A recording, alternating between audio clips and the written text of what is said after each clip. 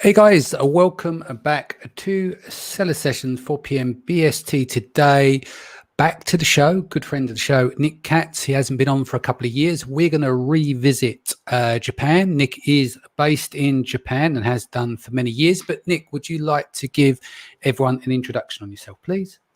Okay, Danny. First, thanks very much for having me on. You're more welcome. It's been a couple of years. So my name is Nick Katz. I have been living in Japan for about half of my life, so a very, very long time. I've been in retail for about 20 years. I had my first website in Japan in 1999. I was in the kiteboarding industry. I opened my first brick and mortar store in the early 2000s. Fast forward to 2017, I went full-time on Amazon Japan and Amazon Europe. Yes. And yeah, now I sell not just on Amazon, but we sell on all the main online marketplaces in Japan, and we also are kind of full on in retail. So we wholesale to the large retail, kind of the big box stores in Japan as well. Yep. So we are fairly diversified within Japan, and also I said in Europe still. So kicking off the show, size of the market over in Japan, effectively a couple of years ago, I think it was third behind Germany and of course the US, and that slipped slightly by a small margin to the UK. It's now fourth, is that correct? Yeah. So America is by far and away the largest, and then way down it's Germany, UK, and Japan. Japan and UK have kind of flip-flopped, but they're essentially it's about the same amount. Yeah. And for the last 2 years, Amazon has actually only broken out 4 marketplaces in their annual reports. So they only talk about 4, and everyone else goes down as rest of world. Yeah. So just to give you an idea, currently UK and Japan together is the same size as the rest of the world, excluding obviously Germany and America. Yeah. So it's still big. It's like 16 billion in sales in 2019. UK was 17.5. So it's very, very close. Yeah. So if you're looking to go into another marketplace outside America and Europe, Japan is, I mean, every other one is tiny compared to the size of Japan. Yeah. Let's talk about products. It's very interesting with Japan, unless it's changed, where we'll always say go into the niches, right? You don't sit there and think, let's sell bear claws or spatulas or, I don't know, garlic presses and stuff like that. But in Japan, they're the kind of products you have to do because there isn't really a long tail. Is that right? Do you want to elaborate on that differences? Because we joke about certain products like yoga mats and stuff. Like you think you're nuts. If you told someone to do that, you wouldn't do that in the US, but places like Japan are the type of products, because if your products are too niched, you won't get any sales. Do you want to elaborate on that? Yeah, although you have to kind of be careful with really ubiquitous products because you're going to get a lot of competition from the Chinese. Yeah. But essentially, yeah, I talk a lot about niching up, which is the opposite of, if you're saying in America, everyone sells to go into the subcategories, the subcategories, the subcategories, and to look for your 10 a day, 20 a day there. If you try and sell those products in Japan, you know, you're hardly going to be selling 1 a day, 2 a day. Yeah. So you kind of want to niche up. You want to go back up to the top level category or the subcategory. And so the products tend to be well-known products. They're not what you would call niche products. And so that's things like yoga mats. I'm pretty sure you could have a fairly good go. I've kind of thought about, if I had time, I'd have a go at doing it just for the sheer hell of it, maybe make a case study out of it. But you could pretty much do anything. But you've got to be careful of if it's very, very easy to make, there's going to be 1 billion Chinese selling them in Japan. Yeah. And to be clear, it's only kind of element to it, you know. Yeah, and to be clear, it's 7 days by sea. So there's a big contingent of Chinese sellers that are selling in Japan, aren't there? Yeah. I think so. That's the thing about the Americans and the Europeans don't realize how big Japan is. The Chinese are well aware of how good of how good the Japanese market is. Yeah. So yeah, there are a lot of Chinese sellers here, as foreign sellers anyway. So when we've got two types of sellers, people going to launch based on data in Japan and people based on their current products. Because a lot of mistakes that we see with clients when they come to the EU, I used this example on the show yesterday, that let's just say that you sell taco holders and you get Taco Tuesday in the US, you might make some reasonable amount of sales, but in Germany it's non-existent. Yeah. So effectively, you got to think about what products you've got. You can't just send all your products over to Japan if you are niche. So to do product research, our friend of the show, Phil, he used to have software, Swiss Army knife, wasn't it? What was it called? Trying to think of the name of it now. What was Phil's software called? Product research. It's called Amachete. Not sure if it's still active to current users or open to new users, but there's a new or a different software now, which is called Sellersprite. Sellersprite. So talk me through this with Sellersprite, what to expect with that, and get some ideas of metrics that people should maybe looking at when they're trying to product research for Japan.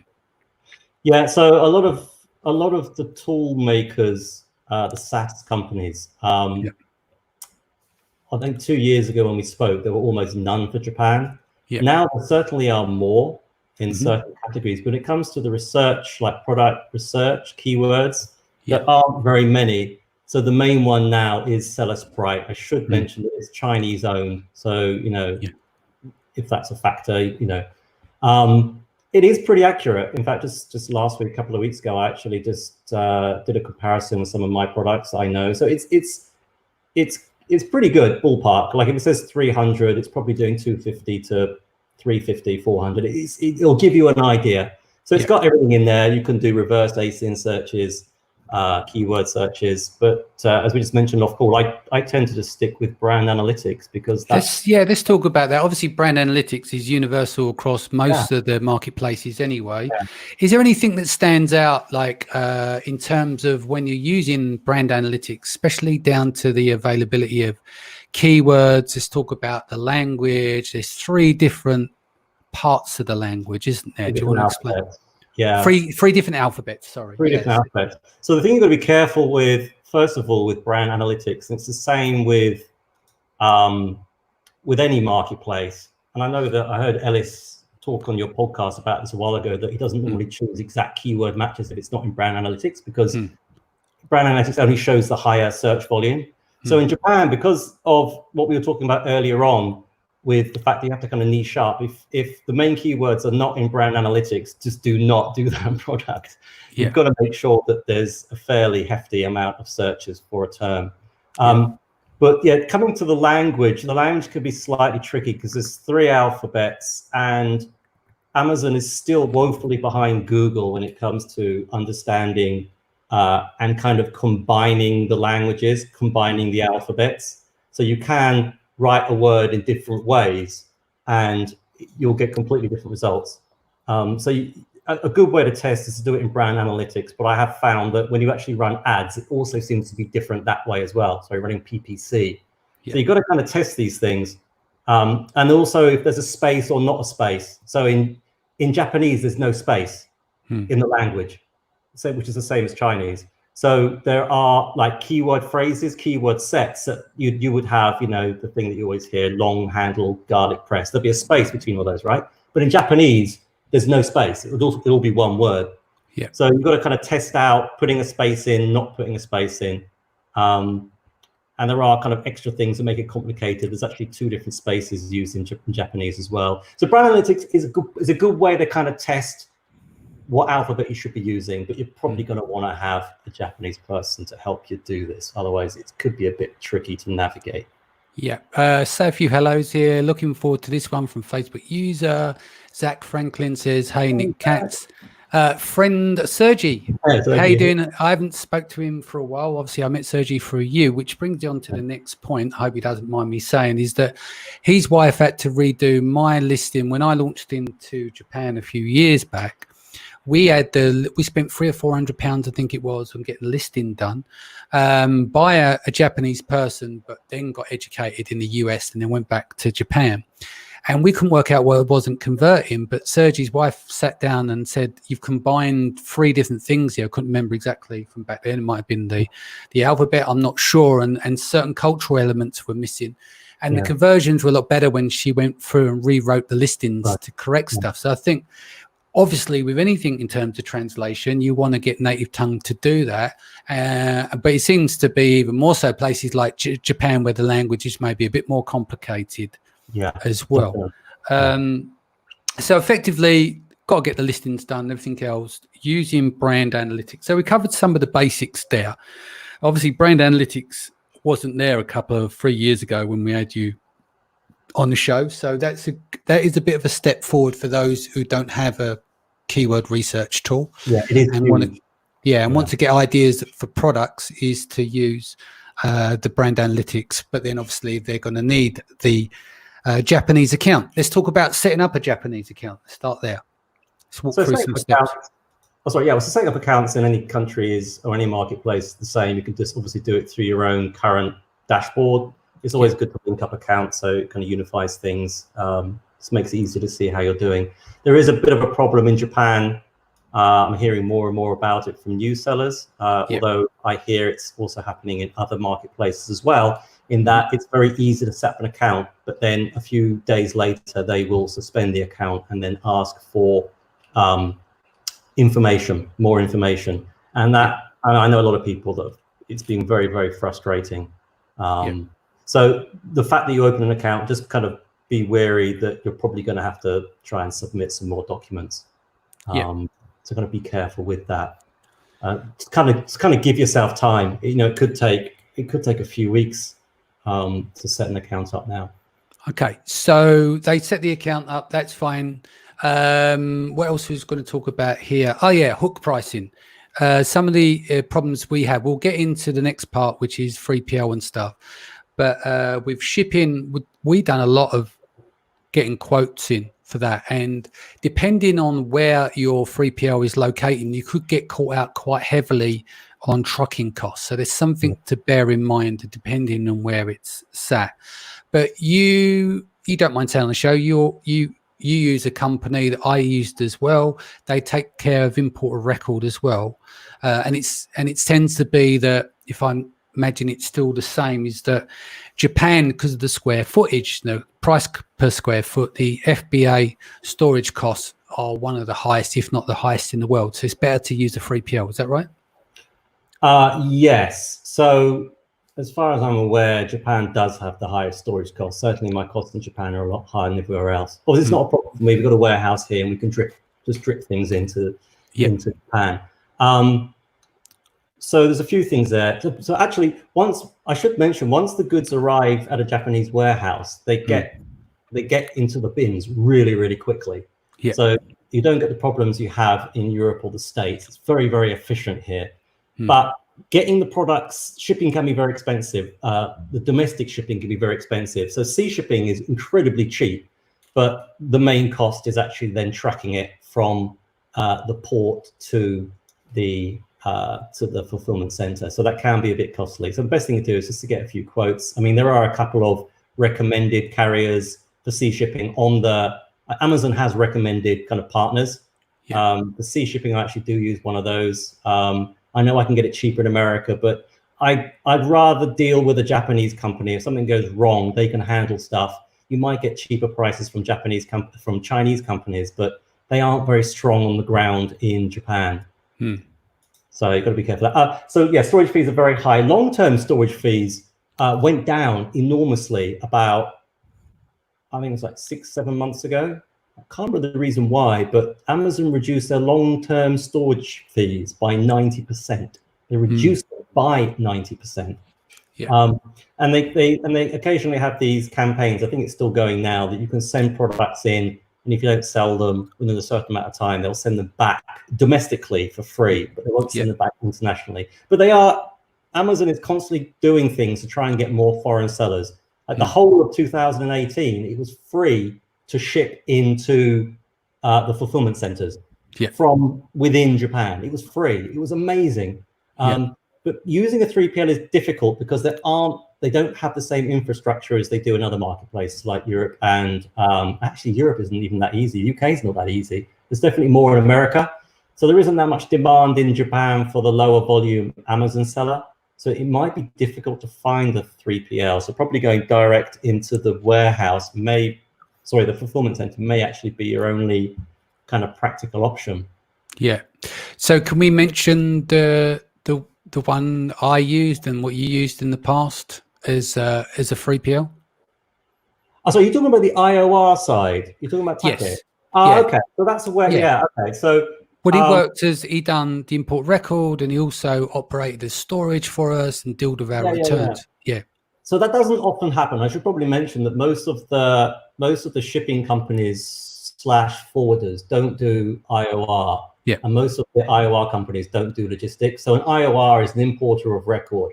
Yeah. In Japan, you are not allowed to sell products from abroad directly into Amazon without having a Japanese company or person to take responsibility for the goods if there's a problem. So if you send goods directly into Amazon and there's no importer listed, they'll send them directly back. So somebody we know, Take, he has, well, actually I'm now involved in his company, but that's another long story. But it's called, we do importer of record. So we actually provide this service, but we've also got a warehouse as well. But the importer side is the main, we wouldn't be able to handle high volume. We can drip into Amazon. We can do that, but you wouldn't be able to sell, for example, onto customers. B2B.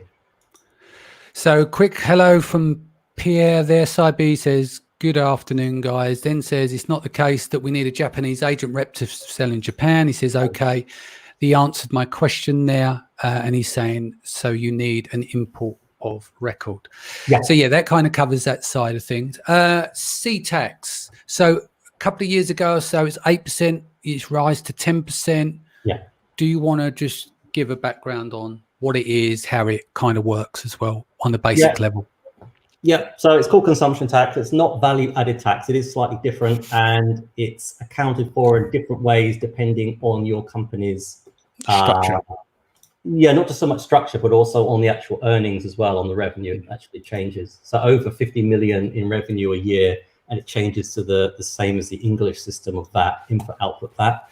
But yeah, so that consumption tax, used to be 8%. It went up to 10% last year.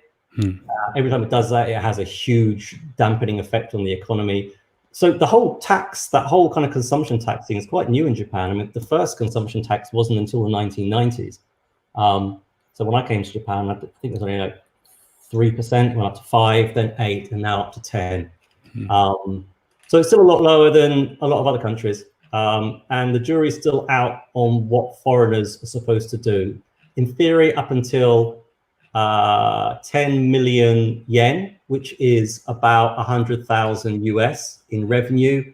For a Japanese company, you don't have to pay the consumption tax back.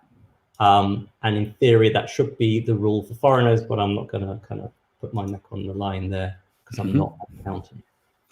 No worries. Let's move off the boring stuff, shall we? Let's get more into the sexy stuff. Let's talk about reviews. Interesting. The mindset of the Japanese in terms of what they expect from a product, the level type of reviews they give. If you can go into that, then let's do we've both done this in presentations before, where you compare the US to Japan. And like when you compare, like, I don't know if it's changed a lot now. Has it got better with the images? Like you'd have 1 or 2 images on a on a. Well, no, really, really crap listings that sell really well. It's an enormous amount of those. Yeah, definitely those. Yeah. So to talk about psychology behind reviews first for the Japanese. Okay, so reviews. Reviews is always a bit of an interesting topic. So Japanese listings tend to have less reviews, but that could be 2 things. That could be that the products sell less, or it could be that there's less reviews per sale. So it's kind of, it's probably a combination of both. Japanese people can be quite critical of products. I find personally, because I said in Germany that they're kind of similar to the Germans.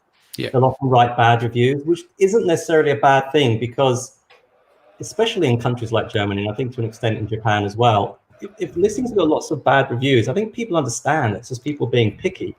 You know, people still, bad reviews aren't necessarily, I mean, everybody buys products after reading bad reviews of the product, and you just kind of, you make a decision like, that doesn't affect me, or I just don't I need to stand and correct myself, because I think I said on the show yesterday, from my experience, is that they don't necessarily write bad reviews, but if they're going to give you a review, it's going to be more like a 4 than a 5, because it's almost too embarrassing to give a 5, and they don't want to shoot down the product, whereas I compare the Germans would be much more militant with that. So you're saying that they're much more not scathing, but they're much more critical.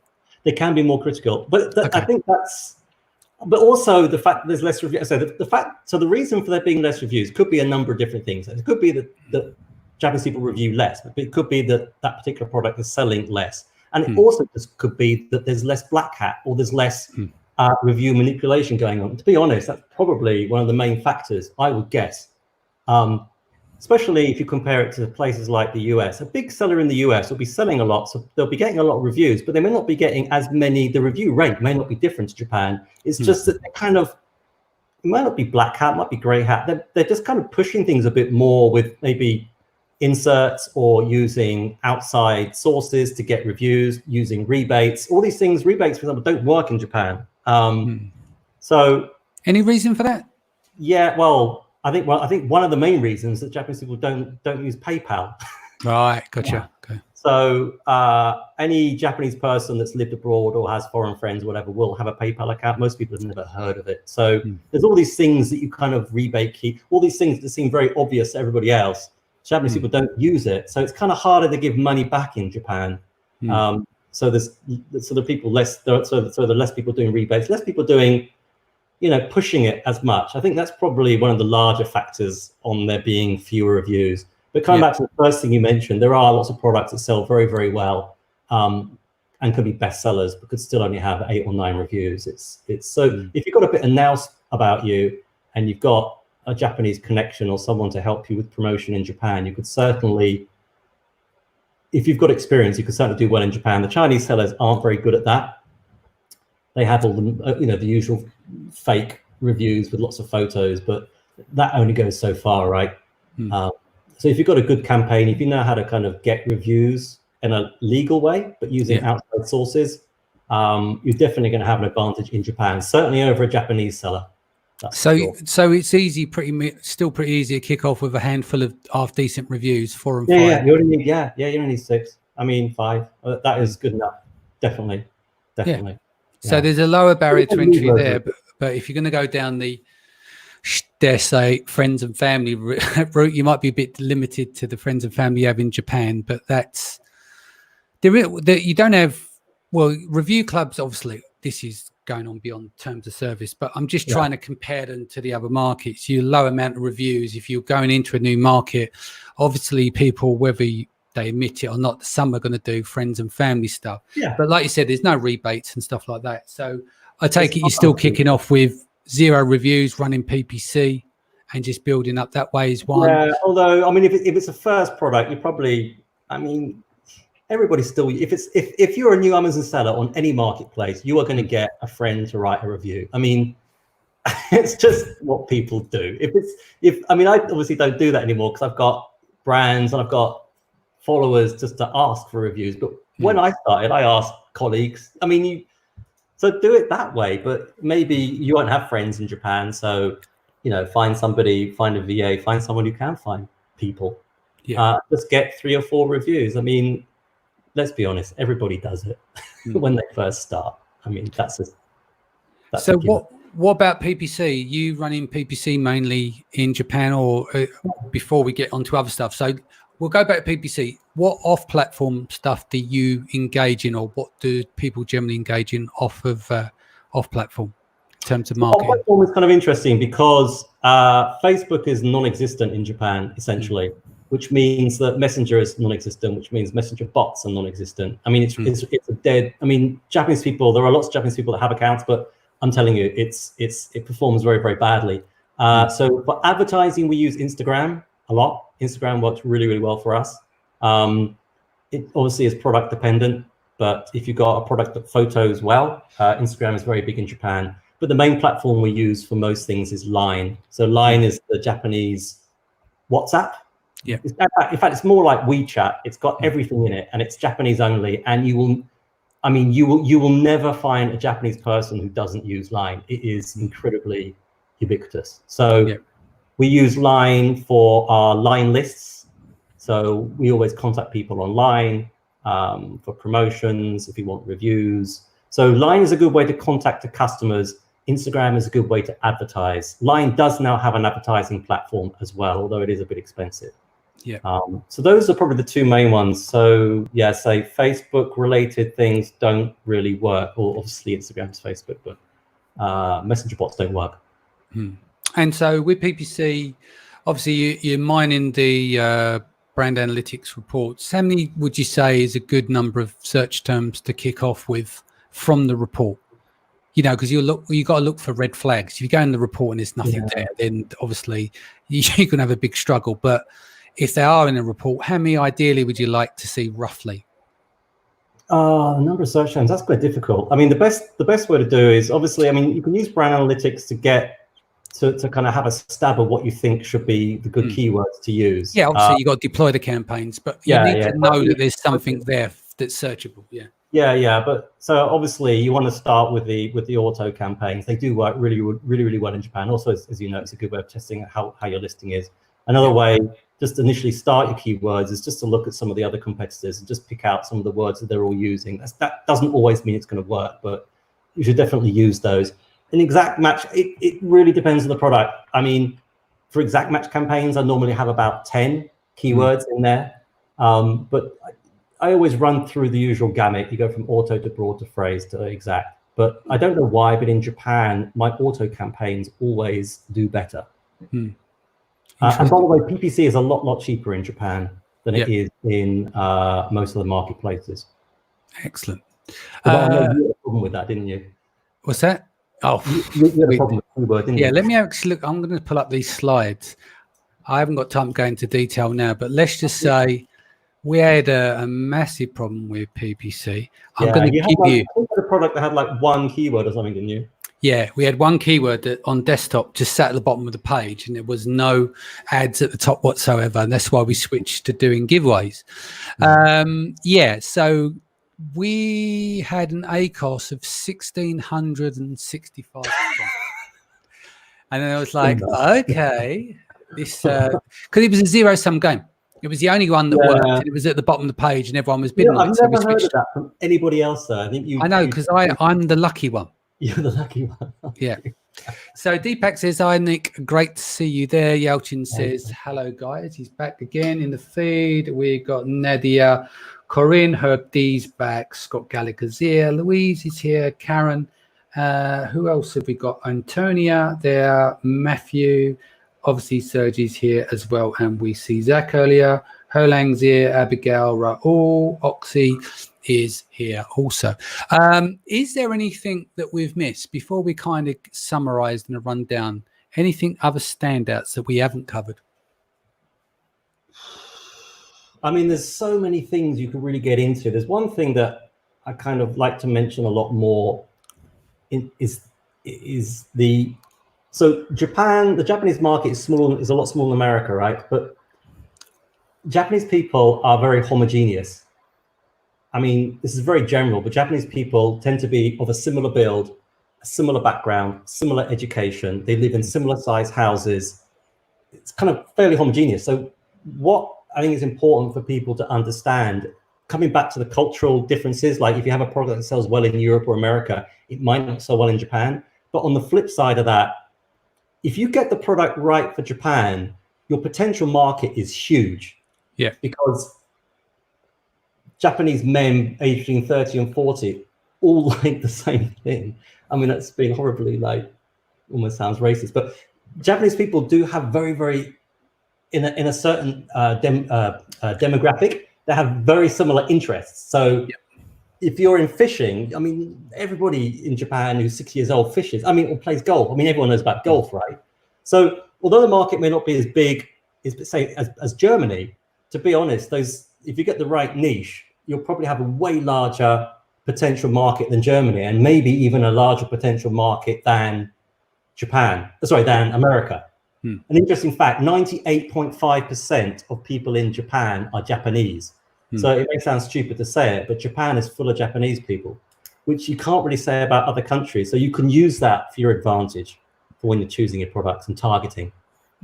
That makes sense. So top down, need an agent, import a record. FBA fees are still high. So if you can use a 3PL where necessary, use the 3PL, but long-term storage fees have come down, right? Hook pricing. You've got to get someone to translate properly because that's an absolute must in terms of translation. Yeah. Keyword research tool is Seller Spirit, and obviously use your brand Seller Sprite and your brand analytics reports. Reviews. We only need a handful to get going, really, as long as they're good ones. The Japanese like high quality products or good quality products for a fair price. Yeah, it's got to be really good quality, but it's got to be cheap. There is a real balance to be had in Japan. Cheap or fair price? A fair price. Yeah, well, Japanese, certainly on Amazon, Japanese customers on Amazon are fairly tight. There aren't very many high ticket prices on Amazon Japan. Gotcha. So they go there for the lower price, but they want the high quality. So you have to give high perceived value in Japan, which is the same in any marketplace, but I think it's especially true in Japan. What else have we got to cover here? So we covered all of those. Listings we've covered. PPC kicking off with auto campaigns. Also be aware any issues like there's free alphabets as well. Is there any impact you've seen on auto campaigns as well? Let's say you got someone's badly translated the listing. Has that had a massive impact you've seen on auto campaigns?